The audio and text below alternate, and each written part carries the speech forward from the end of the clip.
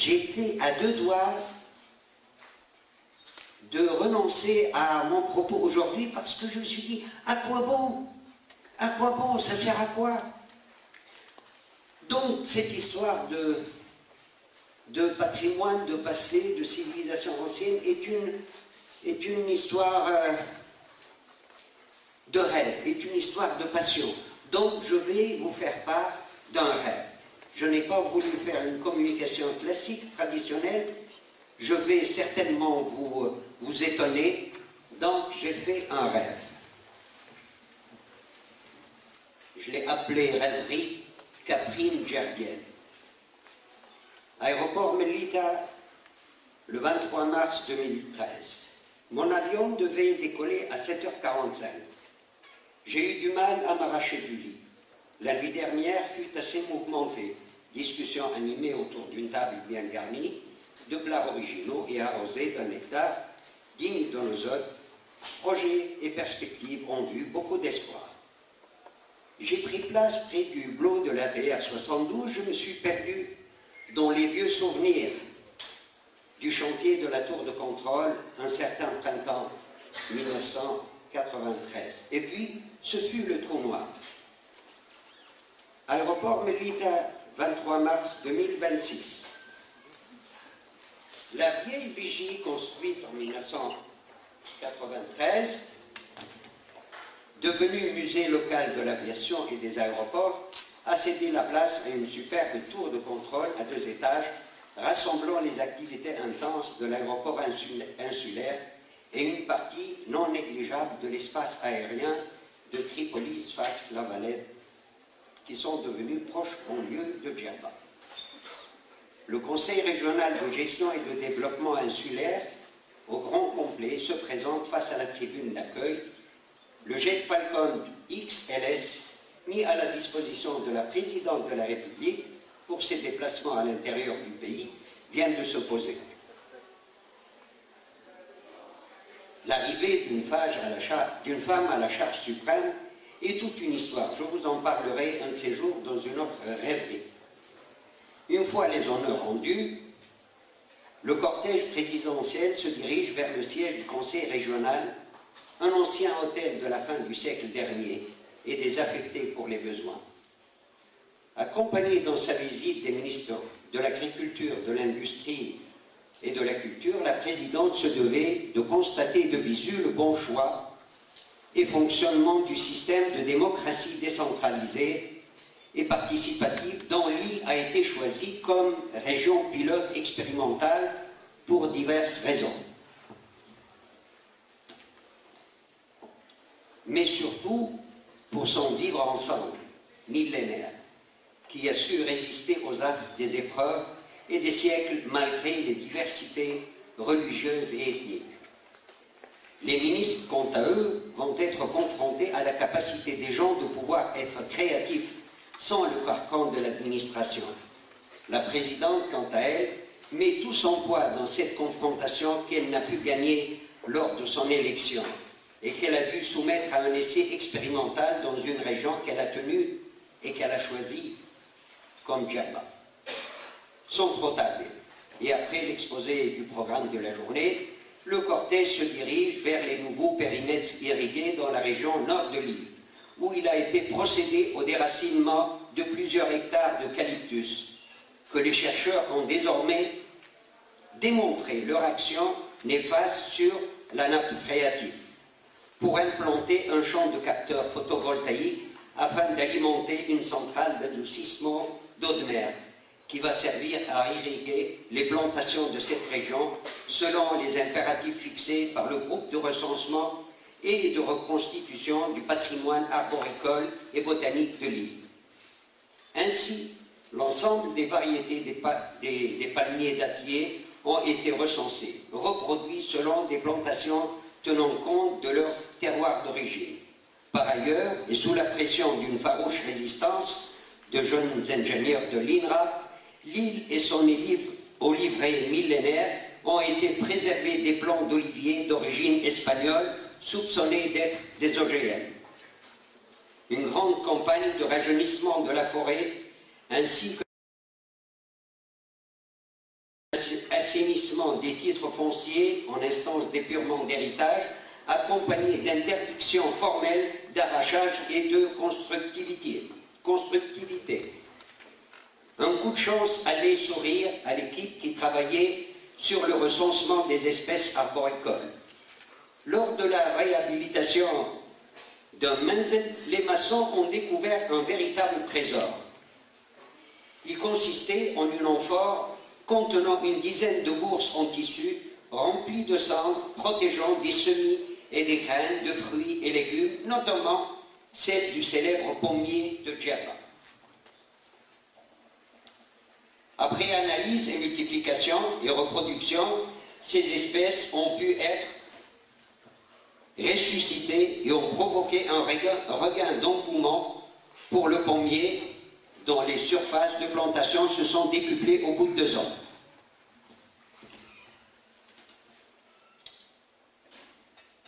Le programme de visite agricole se poursuit dans un projet intégré de transformation des fruits et légumes répartis en 3 unités semi-industrielles. La première, elle consiste en une unité de séchage de figues, d'abricots et de tomates. La deuxième, pour la fabrication du fameux rob, le jus de date. Et enfin, le troisième, basé sur les techniques ancestrales de la communauté juive de l'île pour la fabrication de l'eau-de-vie de figues et de dattes.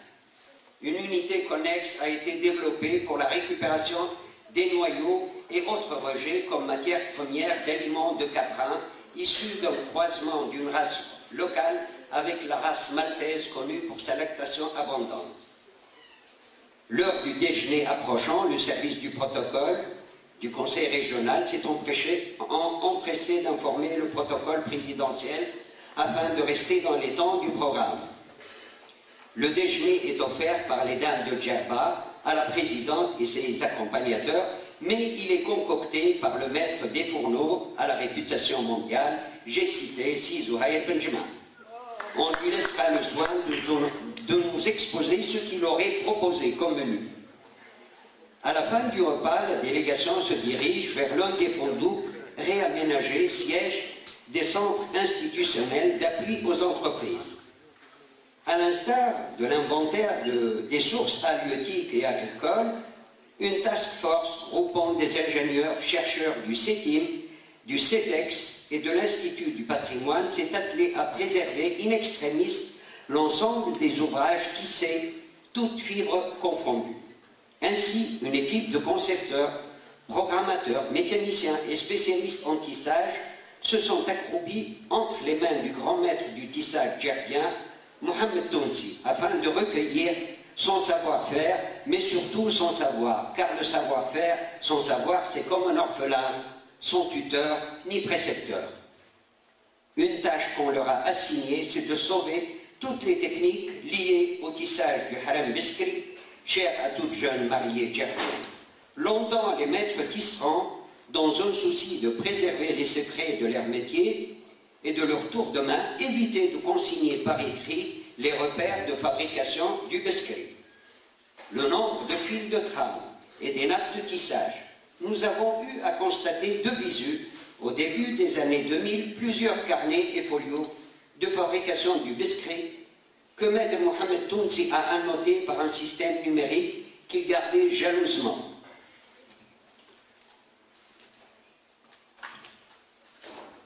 D'autres équipes ont été désignées pour les tissages de soie de moindre complexité, comme le berbouchi, le hsaïri, le mour, ou bien des plus simples tels que le rikbi, alors que d'autres se sont chargés des tissages de mélia en fil de coton, et enfin d'autres se sont occupés du tissé en laine et de leur coupe et façonnage en cadeau.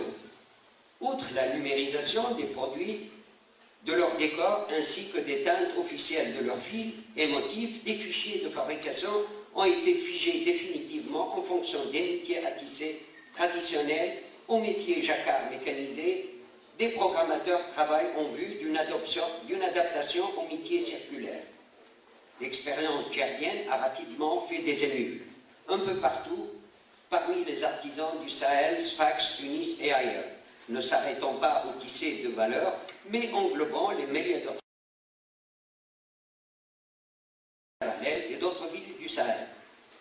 mécanisation et la compression des coûts de fabrication ont contribué à mettre des produits de grande valeur et qualité à la portée des bourses moyennes, un véritable retour aux valeurs des habits et costumes traditionnels. Avant de quitter le Fondouk, l'un des derniers maîtres tisserands a fait présent d'un biscuit et d'un barbouchi et d'un rugby à la présidente.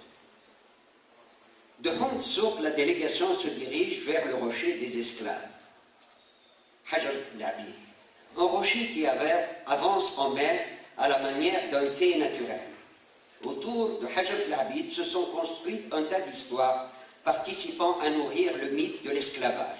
La présidente a fait de la question de l'asservissement des êtres humains une bataille sur laquelle il n'y avait rien à concéder et rien à négocier. C'est ainsi qu'elle a pris à son compte l'engagement de l'État tunisien de reconnaître la responsabilité morale et matérielle des États précédant l'indépendance dans la traite négrière, ainsi que le déplacement de milliers de personnes de leur foyer vers des contrées hostiles, les assujettissant génération après génération.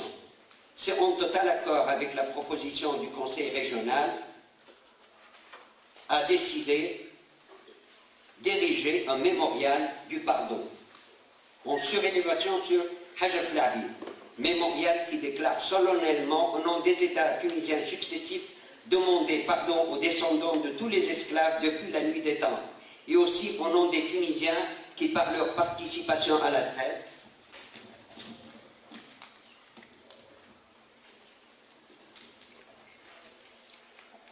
négrière ou par des sentiments blessants qu'ils auraient manifestés à l'encontre des descendants d'esclaves.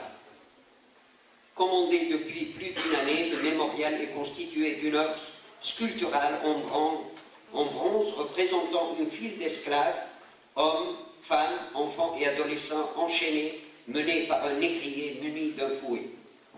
C'est dans une atmosphère solennelle et chargée d'émotions que la présidente a tiré le cordon libérant l'imposante sculpture en présence de toutes les communautés ethniques et des différentes confessions ainsi que de leurs chefs spirituels. Les discours brefs et sans artifice ont été prononcés sous le soleil couchant d'une magique aura qui a amplifié l'émotion et la gravité de l'instant. Dans son discours, et afin de ne pas oublier, la présidente a annoncé le 23 janvier, anniversaire de l'abolition de l'esclavage en Tunisie, jour national du pardon.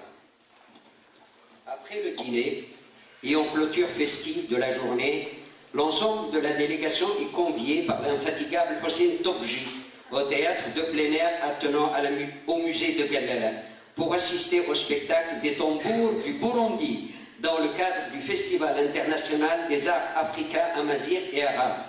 Le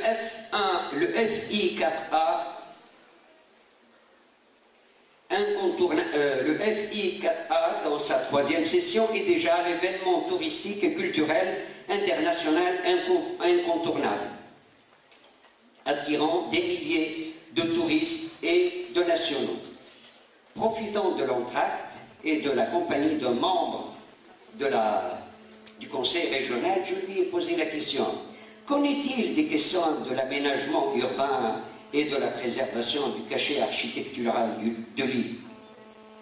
Tout à coup, le train d'atterrissage de l'ATR 72 vient de toucher un peu durement la piste de Tunis-Carthage. Secoué, je sortis de ma torpeur, la tête ballottée entre ce qui est resté de mes douces rêveries et la dure réalité.